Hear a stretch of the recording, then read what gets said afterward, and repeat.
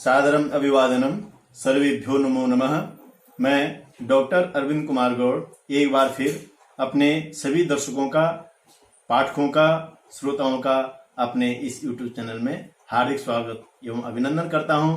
आज फिर हिंदी व्याकरण का एक बहुत ही महत्वपूर्ण विषय लेकर के आप लोगों के बीच में हूं। आशा करता हूं आप ध्यान से देखेंगे और यदि आपको अच्छा लगेगा तो शेयर जरूर करेंगे। यदि अभी तक चैनल को सब्सक्राइब नहीं किया है तो सब्सक्राइब अवश्य कीजिएगा। आज का जो विषय है वो है पत्र लेखन।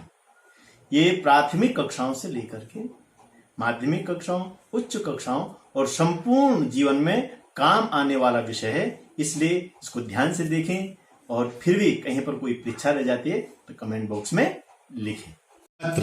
पत्र किसे कहते हैं? और पत्र के लिए एक शब्द बहुत प्रचलित है हमारी भाषा में, चिट्ठी। आखिर से किसे कहते हैं ये हम यहाँ पर स्पष्ट कर रहे हैं। पत्र भावना, समाचार व तथ्यों का प्रेषण का माध्यम है तथा संवाद स्थापित करने का एक सशक्त माध्यम है। अब देखो, पत्र क्या है? अपनी भावनाओं को दूसरे तक पहुंचाना, अपने यहाँ के समाचार दूसरे तक पहुंचाना, कोई तथ्य है, कोई जानकारी दूसरों तक पहुंचाना और क्या संवाद करने का एक सशक्त माध्यम है। अब देखो किस प्रकार से पहुंचाना है, इसमें विशिष्ट एक शैली होती है, इसलिए इसको अलग से पत्र दिया गया। सामान्य रूप से हम उनको भेजेंगे तो पत्र नहीं कहा जा सकता है। पत्र एक विशिष्ट प्रकार की रचना है। इसमें एक प्रेषक होता है, एक प्राप्तकर्ता होता है और एक मुख्य विषय होता है जिसको आधार बनाकर पत्र लिखा जाता है। अर्थात विशिष्ट रचना शैली का अनुसरण करते हुए जब एक व्यक्ति, संस्था, अधिकारी व अन्य कोई भी दूसरे व्यक्ति, संस्था, अधिकारी व अन्य किसी को अपनी भावनाओं, समाचारों, अभिलेखों व तथ्यों को प्रेषित करता है तथा संवाद स्थापित करता है तो उसे पत्र कहते हैं। पत्र लेखन एक कला है। पत्र महत्वपूर्ण अभिलेख माने जाते हैं। एक बार आप ध्यान देंगे, मैं दोबारा इसको स्पष्ट करना चाह रहा हूं कि पत्र है क्या है। पत्र एक विशिष्ट रचना है। सामान्य रूप से हम किसी को कोई समाचार लिख के भेज देंगे, तथ्य लिख के भेज देंगे, अपनी भावनाओं को लिख, नहीं, उसमें एक प्रेषक होगा, उसका विवरण आएगा, एक प्राप्तकर्ता होगा जिसके लिए भेजा जा रहा है, उसका विवरण आएगा और एक विषय होगा। उस विषय को आधार बना करके पत्र लिखा जाता है। और वो क्या होता है, एक व्यक्ति दूसरे व्यक्ति को भेजता है, एक व्यक्ति किसी संस्था में भेजता है, एक व्यक्ति किसी अधिकारी को भेजता है, कोई अधिकारी दूसरे अधिकारी को भेजता है। इस प्रकार से एक संस्था दूसरी संस्था को भेजती है। इस प्रकार जो संवाद कायम करने का, जो तथ्य भेजने का, जो भावनाओं को भेजने का, जो समाचारों को भेजने का और जो अभिलेखों को भेजने का एक निश्चित क्रम है, एक निश्चित प्रारूप है, एक विशिष्ट रचना शैली है, उसको पत्र कहते हैं। आगे देखिए, मैं समझता हूं कि स्पष्ट हो जाना चाहिए क्या है। कोई भी अपने तथ्यों को लेकर के, अपनी भावनाओं को लेकर के, अपने जानकारी को लेकर के किसी दूसरे व्यक्ति को जब सूचना प्रेषित करता है, वो सूचना प्रेषित सामान्य रूप से नहीं, एक विशिष्ट रचना से के रूप में भेजता है तो उसको क्या कहते हैं? पत्र कहते हैं। पत्र के प्रकार। पत्र सामान्य रूप से दो प्रकार के होते हैं, अनौपचारिक पत्र और नंबर 2 औपचारिक पत्र। अनौपचारिक पत्र किसे कहते हैं? जो हम अपने सगे संबंधियों को भेजते हैं, जो मेरे निजी व्यक्तिगत, जो किसी के भी व्यक्तिगत हैं और व्यक्तिगत किसी के लिए भेज रहा है तो अनौपचारिक पत्र हो गया। औपचारिक पत्र जब हम किसी पदाधिकारी से, किसी अधिकारी से, किसी संस्था से हम पत्र व्यवहार कर रहे हैं तो औपचारिक पत्र होते हैं।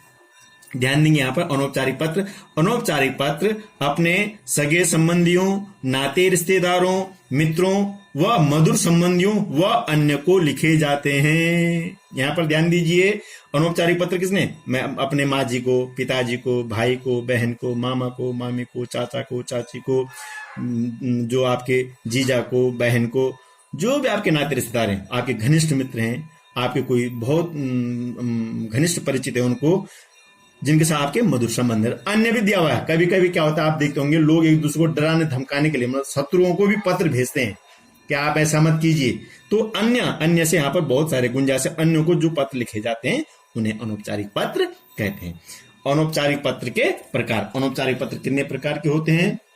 नंबर 1 सामान्य पत्र, नंबर 2 निमंत्रण पत्र, नंबर 3 बधाई पत्र, नंबर 4 शुभकामना पत्र, नंबर 5 धन्यवाद पत्र, नंबर 6 परामर्श पत्र, नंबर 7 धमकी पत्र, नंबर 8 शोक पत्र, नंबर 9 सांत्वना पत्र।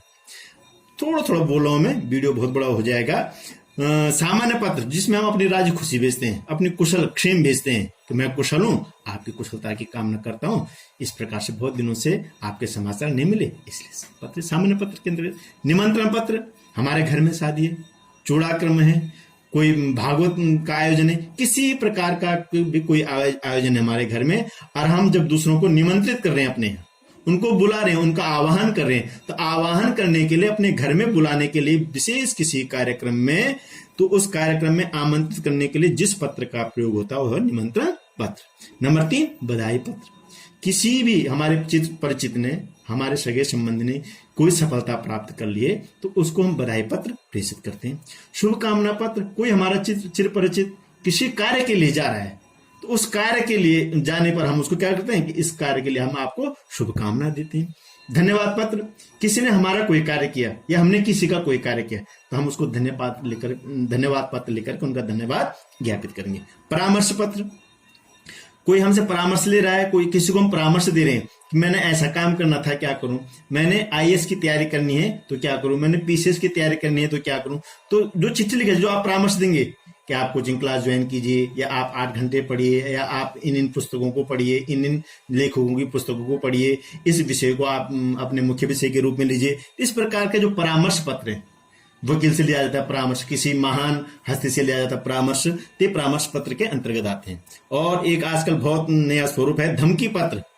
आप लगातार अपनी मीडिया में भी देखते हैं कि उसने उसको धमकी दी, इस प्रकार धमकी भरा पत्र मिला तो धमकी पत्र हो गया, डराना, धमकाना, अपने अनुकूल उसको बनाना कि ऐसा मत कीजिए, जैसे मैं चाह रहा हूं ऐसा कीजिए। शोक पत्र, जब किसी प्रकार का किसी का देहावसान हो जाता है, कोई दिवंगत हो जाता है तो उसकी सूचना देना शोक पत्र।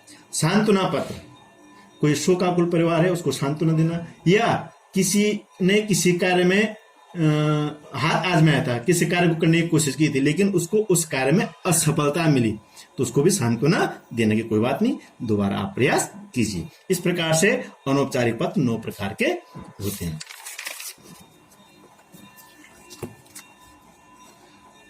अब आ जाए नंबर 2 जो औपचारिक पत्र है। औपचारिक पत्र उन पत्रों को कहते हैं जिन पत्रों के माध्यम से सरकारी कार्यालयों, निजी संस्थाओं, व्यावसायिक प्रतिष्ठानों व अन्य संस्थाओं, जनप्रतिनिधियों से संवाद स्थापित किया जाता है। अब औपचारिक पत्र उन पत्रों को कहते हैं, हम किसी कार्यालय से संपर्क स्थापित करना चाह रहे हैं, कोई जानकारी लेना चाह रहे हैं, वहां कोई हम प्रार्थना करना चाह रहे हैं, कि हम शिकायत करना चाह रहे हैं, तो इस प्रकार के कोई निजी संस्था है, कोई व्यावसायिक प्रतिष्ठान है, कोई प्रकाशन है, कोई हमारे जनप्रतिनिधि हैं, कोई हमारे मंत्री हैं, कोई हमारे अधिकारी हैं, तो उनसे संवाद स्थापित करने के लिए जो पत्र लिखे जाते हैं उनको औपचारिक पत्र कहते हैं। औपचारिक पत्र के प्रकार। औपचारिक पत्र मुख्य रूप से 3 प्रकार का होता है। कार्यालयीय पत्र, नंबर 2 संपादकीय पत्र, नंबर 3 व्यावसायिक पत्र। और फिर कार्यालयीय पत्र 4 प्रकार का होता है। प्रार्थना, नंबर 1 प्रार्थना पत्र, नंबर 2 शिकायती पत्र, नंबर 3 आवेदन पत्र, नंबर 4 सूचना प्रेषण पत्र।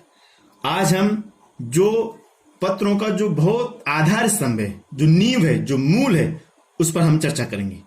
क्या है? प्रार्थना पत्र। ये बहुत महत्वपूर्ण विषय है जो आजीवन काम आने वाला है और प्राथमिक कक्षाओं से लेकर के उच्च कक्षाओं तक यह निरंतर साथ चलता है।